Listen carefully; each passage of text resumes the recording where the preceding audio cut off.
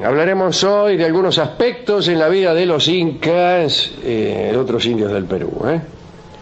Así que atención, lápiz y papel.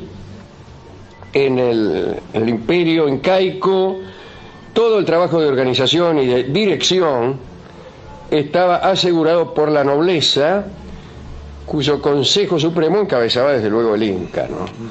Pero había 4 altos funcionarios que componían este alto organismo, que era a la vez administrativo, político y judicial. Cada uno de ellos estaba encargado de una parte del imperio, norte, sur, este y oeste. ¿Cómo hacían para dividirlo y saber dónde terminaba la jurisdicción de uno para comenzar la del otro? Podría decir que no lo sabemos, pero la verdad es que sí lo sabemos. Ya diremos cómo. Bueno. Empezamos a decir que una dificultad o una ayuda que tenían esos funcionarios era la multiplicidad de dialectos. Según las crónicas españolas, había más de 700 dialectos. Pero este fenómeno tenía una razón. Además de las dificultades del terreno para que se comunicaran fluidamente los distintos pueblos, era necesario para dirigir la economía que la demografía no se modificara a cada instante. Entonces se llevaba a cabo cada tanto un censo.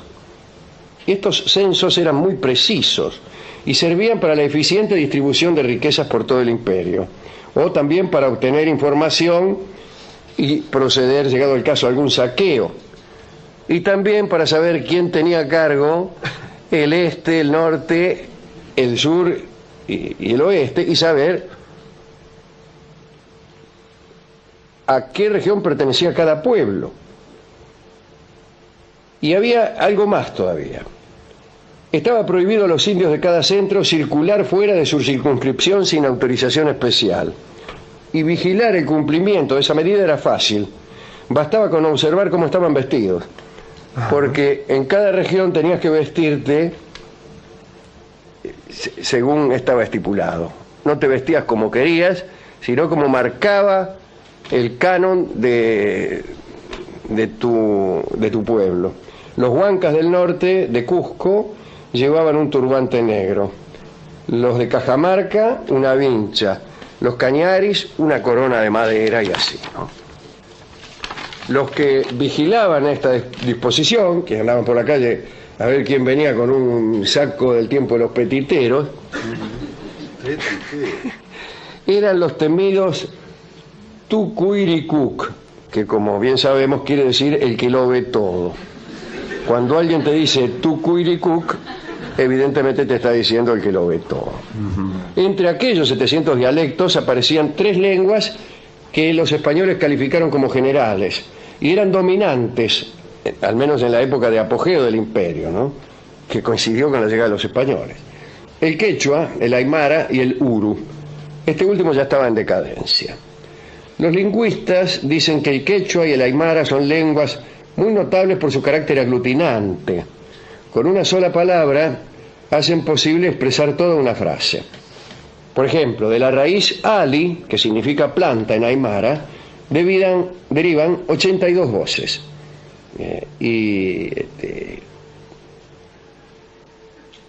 Cada una de esas voces puede expresarse con una sola palabra, aún situaciones bastante complejas, como por ejemplo ser una planta en bello crecimiento. Todo se puede decir con una palabra, ¿no? Incluso con un pequeño número de sílabas, nunca más de 5. Estoy pensando Sí, estoy pensando, no le dé risa, algunos pensamos que a usted le parezca imposible. Estoy pensando en el idioma analítico de John Wilkins, aquel idioma que no necesitaba diccionario. Y ya vamos a ver, tampoco. O acaso muchas palabras no necesitaban diccionario. Algunos audaces filólogos han dicho que el aymara es la lengua madre, no la lengua madre de los incas, sino la lengua madre del género humano, aquella lengua que se hablaba antes del episodio de la Torre de Babel. Algunos estudiosos, llamémoslos así, como François de Toron, han afirmado eso. Tenía el libro llamado Descubrimiento del Paraíso y de la Lengua Primitiva. Y otro señor llamado Villamil de Rada tituló el suyo, también refiriéndose al idioma aymara, La lengua de Adán. Es decir, Adán hablaba en aymara. Últimos detalles respecto a la lengua. La formación de palabras en quechua es lógica y simple. Por ejemplo, y aquí viene el idioma analítico de John Wilkins, que es un artículo escrito por Borges, ¿no? Kai expresa la abstracción y runa significa el hombre. Entonces, ¿cómo se dice humanidad? Runa Kai. Siki indica el hábito, illu el alimento. Glotón se dice illu siki. Quiere decir que en este sentido el diccionario no te ayuda, porque no hay manera de decirlo de otra forma. Es como si vos quisieras una definición del 4. 4 a lo sumo es igual a 2 más 2, pero esa no es una definición. En un idioma analítico que no tuviera sinonimia, como el de John Wilkins, bastaría leer una palabra para que esa misma palabra, conociendo uno las reglas desde luego, nos dijera qué cosa es, por ejemplo, la humanidad. Esos son los idiomas analíticos. Hay también aquí en el quechua algunas onomatopeyas. Así, el estornudo se dice achicuni. Estornudan raro los quechuas. Bebé se dice, como sabemos todos, guagua.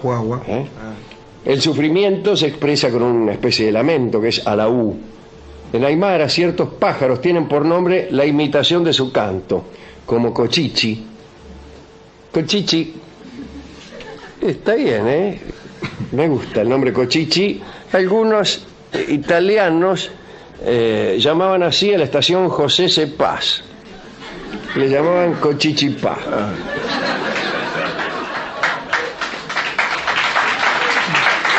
Una especie de mezcla de aymara y francés. Claro. O también, vuelvo a la aymara, ¿no? Y a otro pájaro que llamaba el leque. Bien. Me lo imagino, sí. Bien. Esto con respecto al idioma. Dijimos que íbamos a dar una especie de visión muy liviana de cómo se vivía allí. Tenemos cosas que decir acerca de la medicina. Al parecer, estaba muy desarrollada en el imperio de la medicina. Había una serie de procedimientos empíricos, pero también, ¿a qué negarlo, Rolón? Usted lo debe saber mejor que yo, ritos mágicos, como ahora. En general, los encargados de esas prácticas, las mágicas, eran hombres marcados por un signo irrecusable. La ceguera, la invalidez por falta de algún miembro, alguna deformación o cualquier otra marca considerable en el cuerpo. Existían algunos grupos entre los cuales no hacían falta esas marcas. Eran tipos que ya por tradición familiar conocían las propiedades curativas de las plantas y se transmitían sus secretos celosamente de padres a hijos. El más célebre de estos pueblos fue el de los Colaguayas, al nordeste del lago Titicaca, que proveía de curanderos a la corte del Inca, para luchar contra algunas enfermedades específicas que causaban estragos, por ejemplo, la verruga y el uta, que en un idioma analítico ya sabemos qué quiere decir. La primera provocaba fiebres, la verruga, y terribles hemorragias. Y el uta era una clase de lepra, no menos que eso, que corroía el rostro y exigía la extirpación de las partes contaminadas. Sobre todo sucedía en la nariz y en los labios, ¿no? Existían remedios para todos los males, Rolón, La farmacopea vegetal era la más importante. Desde luego estaba la coca allí, ¿no?, a la que se recurría muchísimo, pero también se utilizaban algunos animales como remedio. La carne del pájaro mosca, que era una especie de colibrí, era usada contra la epilepsia. La carne fresca de vicuña contra los males de la vista. El caldo de un cóndor joven contra la locura, y los insectos chuki chuki, luego de hervidos, contra las verrugas. Es decir, como se ve, existían remedios para todos los males.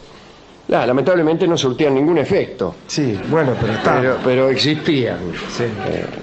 Había un vademecum de gran extensión. El hombre mismo aportaba su contribución, discúlpeme usted, Rolón, sobre todo mediante los orines. Ajá. Orine que viene el médico.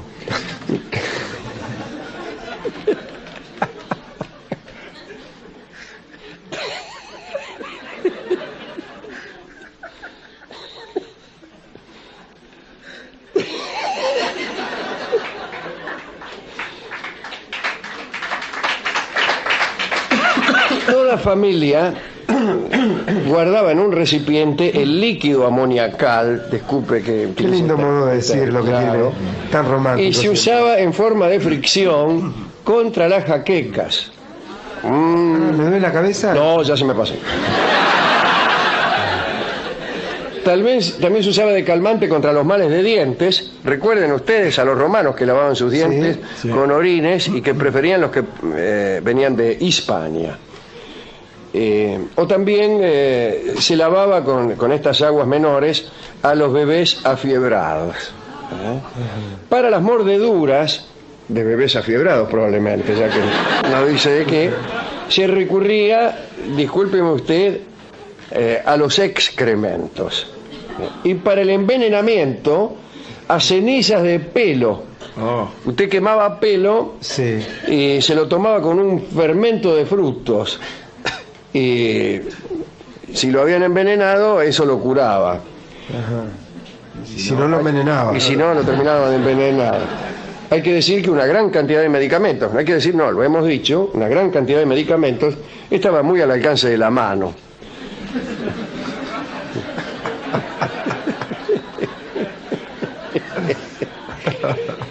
Las dietas, las purgas, los emplastos y las sangrías constituían una terapéutica corriente, ¿no? En el Cusco, ¿dónde si no, no? Sí. Se recurría a las enemas,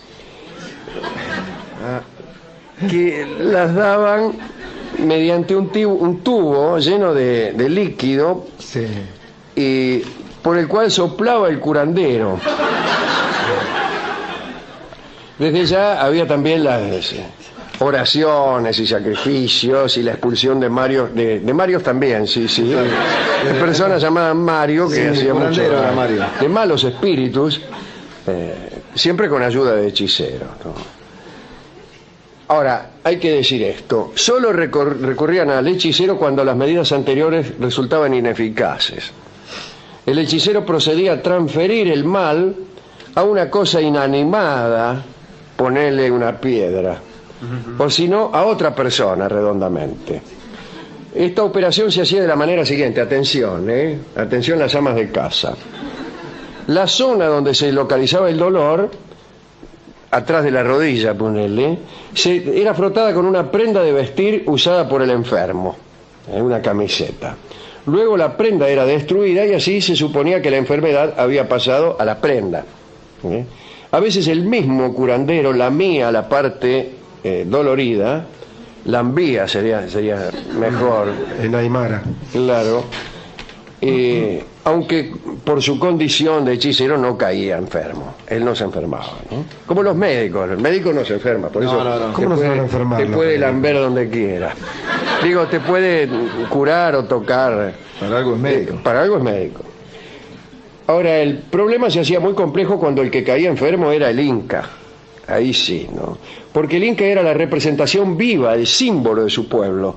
Por consiguiente, la culpabilidad que entrañaba el mal que el Inca sufría, hay que decir que los quechuas suponían que uno estaba enfermo pagando alguna culpa. Digo, esa culpa que entrañaba el mal que el Inca sufría tomaba un carácter colectivo. Y para curar el mal, toda la población se sometía a ayunos, ofrendas, sacrificios y purgas. En el Cusco existía un método de purificación colectivo llamado situa. A los enfermos, a los inválidos y a los extranjeros se los trasladaba fuera de la ciudad y no podían volver hasta que no terminaran esas ceremonias que estaban reservadas al resto de los ciudadanos. Entonces los habitantes de buena salud observaban un ayuno riguroso de 3 días y se lavaban metódicamente. Luego de esos 3 días, los cusqueños, que estaban purificados y hambrientos, asistían a un rito para conjurar las enfermedades, en el cual 4 guerreros de la familia imperial salían corriendo, uno para el norte, otro para el sur, otro para el este y otro para el oeste. Tenían los puntos cardinales en el centro mismo de su pensamiento, ¿no? Bueno, al paso de estos guerreros, los habitantes sacudían sus vestidos y se frotaban vigorosamente el marote. Consideraban que así sacaban los malos gérmenes y los arrojaban al camino para que los guerreros los llevaran lejos de la ciudad. Esto le llamamos yo higiene. Un último aspecto, la justicia. La ley del Inca era implacable por su carácter divino, y así su violación constituía un sacrilegio. Sin embargo, la legislación de las penas tomaba en cuenta la reacción del sujeto de acuerdo con la clase a la que pertenecía. Así las penas eran mucho más suaves para un miembro de la nobleza, porque se suponía que cualquier sanción alcanzaba a este hombre en su prestigio, ¿no? El insulto de los jueces, por ejemplo, era considerado como un castigo severo para el noble y como del todo insignificante para el atorrante como uno. Las sentencias se dictaban apenas terminado el interrogatorio. ¿Fuiste vos? No. Muy bien, culpable igual. A veces se recurría a la tortura para arrancar confesiones a los acusados y no había apelación. Por supuesto, existían mazmorras y muchas crónicas describieron celdas llenas de animales salvajes que funcionaban como una especie de ordalía. Es decir, el acusado que se conservaba vivo más de 48 horas ahí adentro era considerado inocente. Eran un poco mejores que ciertas ordalías del cristianismo, donde si te tiraban al río y si no te ahogabas, eras culpable. Claro. Y si únicamente eras inocente si te ahogabas. En un manuscrito, el cronista Poma de Ayala dio una lista terrible de castigos. Para la plebe, la pena de muerte era de aplicación corriente por la horca o lapidación. Otro castigo era el mazazo en los brazos, o la reclusión en cuevas donde estaba lleno de serpientes y sapos, qué sé yo. Como castigos menores aparecían el látigo o el envío a las plantaciones de coca de las tierras cálidas. Último detalle, los delitos contra los bienes del imperio eran los penados más severamente. Quien robara maíz en un campo del Inca, o quien rompiera un árbol frutal o destruyera un puente, era condenado a muerte sin juicio previo. Ahí está, sentilo. El tal locutor, el de la voz del estadio. Bueno, estos son datos muy interesantes, muy interesantes. Realmente, me gustó mucho. Sí, me quedo pensando, Alejandro, que cuando uno escucha estas cosas de cómo se curaban o cómo le pasaban el mal a una piedra o a otro ser, parece, digamos, causar gracia o eso, digo, pero no otra cosa uno encuentra a veces en la Biblia, digo, cuando se expulsan los espíritus y se los manda sobre los cerdos. Bueno, otra cosa encuentra uno todavía. Sí. Todavía hay mucha gente que va al curandero para que le saque. Bueno, basta escuchar la radio. No lejos de este punto del dial. En este mismo momento hay gente que está diciendo que si te querés curar, ponga la mano en la radio. Sí, sí. O que estás enfermo escarlatina porque el vecino te hizo un daño por la envidia. Sí, que compren la toallita. Claro, que no existen los gérmenes patógenos, sino antes bien la envidia. Bueno, son maneras de ver el mundo. Son maneras de ver el mundo. Claro, justamente lo que quería marcar es que no me parece que no estaban tan alejados de cosas que nos pasan ahora. Claro. Son maneras de ver el mundo, digo, que no quiere decir vaya a saber dónde está la verdad. No. Son maneras incorrectas de ver el mundo. Me quedé pensando también cuando hablaba de los idiomas que un idioma analítico es totalmente incompatible con la poesía, ¿no? Un idioma analítico es incompatible con la poesía. La poesía requiere antes que nada la polisemia. Claro. Es decir, un poema tiene que significar varias cosas, no una, varias. El significado tiene que ser oscuro. Imagínense en un idioma analítico como el de Wilkins, no como el aymara ni el quechua, porque eran un poco analíticos, tenían lugar para la poesía. Pero el de Wilkins no. Claro, por eso digo, cuanto más analítico, menos poético. Así que qué bueno el castellano que no lo es y que tiene tanta cosa poética. Lo es posible, en ¿no? su punto, ¿no? En su punto, Y bueno, y si me permite, voy a dedicar, ya que lo hemos nombrado, a nuestros amigos, los huanca. Ahí está, y le dedicamos a nuestros amigos los huancahuá un saludo, un cariño, un recuerdo, casi sí. lo digo como si yo fuera uno de ellos. Ha sido uno Y lo de ha ellos, sido de alguna manera. esporádicamente, pero lo he sido Y ellos han sido un poco de nosotros también. Pero de las grandes distinciones que yo he tenido en mi vida es la de que ellos me hayan dejado cantar algunas veces con el grupo. Vamos a ilustrar esta charla con El nacimiento del charango, que es una fantasía de Ariel Ramírez y que desde luego tiene mucho que ver con esta cultura, aunque hay que decir que el charango no es ciertamente una creación pura, porque ahí anduvo la guitarra. Pero quizá lo criollo tiene eso, tiene el peludo vernáculo y la guitarra española. Y el nacimiento del charango, que implica, como bien sabemos, la muerte de un peludo, ¿no? Cada vez que algo nace, también algo muere, como dicen los filósofos o los secrentales, ¿no? En este caso, el muerto es el peludo y el charango es el que nace. Escucharemos a Ariel Ramírez, que es el creador de esta fantasía, justamente en el nacimiento del charango. Proceder, llegado el caso, a algún saqueo. Y también para saber quién tenía a cargo el este, el norte, el sur y el oeste, y saber a qué región pertenecía cada pueblo. Y había algo más todavía. Estaba prohibido a los indios de cada centro circular fuera de su circunscripción sin autorización especial. Y vigilar el cumplimiento de esa medida era fácil. Bastaba con observar cómo estaban vestidos. Porque en cada región tenías que vestirte según estaba estipulado. No te vestías como querías, sino como marcaba el canon de tu pueblo. Los huancas del norte, de Cusco, llevaban un turbante negro. Los de Cajamarca, una vincha. Los cañaris, una corona de madera y así, ¿no?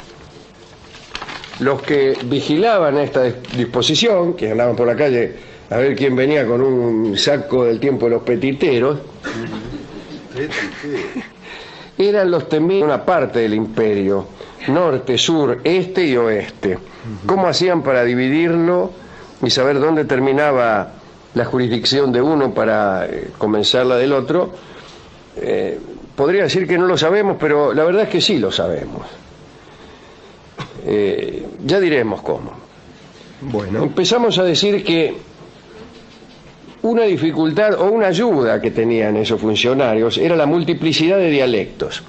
Según las crónicas españolas, había más de 700 dialectos. Pero este fenómeno tenía una razón. Además de las dificultades del terreno para que se comunicaran fluidamente los distintos pueblos, era necesario para dirigir la economía que la demografía no se modificara a cada instante. Entonces se llevaba a cabo cada tanto un censo. Y estos censos eran muy precisos y servían para la eficiente distribución de riquezas por todo el imperio, o también para obtener información. Y hablaremos hoy de algunos aspectos en la vida de los incas, de otros indios del Perú. Así que atención, lápiz y papel. En el imperio incaico, todo el trabajo de organización y de dirección estaba asegurado por la nobleza, cuyo Consejo Supremo encabezaba desde luego el Inca, ¿no? Pero había 4 altos funcionarios que componían este alto organismo, que era a la vez administrativo, político y judicial. Cada uno de ellos estaba encargado de